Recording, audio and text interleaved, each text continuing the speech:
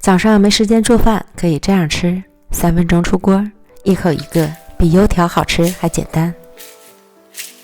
碗中磕入2个中等大小的鸡蛋，加入3颗酵母，15克油，5克盐，200克水，搅匀。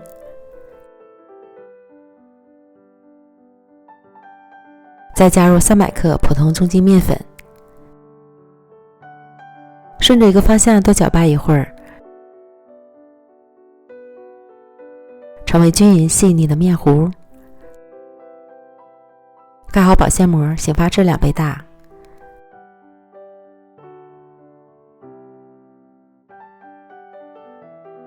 发酵好的面糊内部充满了大气孔，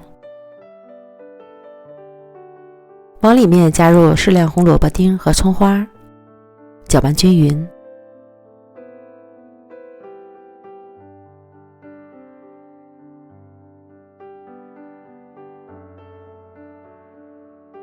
然后装入到裱花袋里，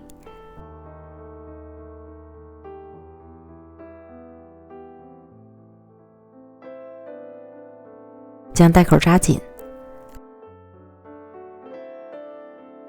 锅中油温烧至5成热，转小火，挤入面糊，用筷子夹断。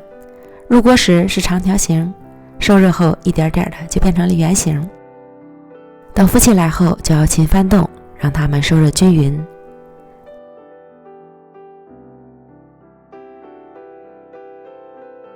直到炸至浅金黄色，表皮形成硬壳状，即可控油捞出。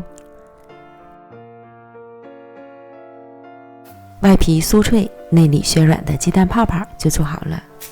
吃起来有淡淡的咸味儿，淡淡的葱香，一口一个，好吃不腻。可以提前1晚将面糊和好，放到冰箱里冷藏发酵，早上起来炸，几分钟就出锅了，非常的简单快速，比油条和丸子都好吃。喜欢的朋友就赶快试试吧。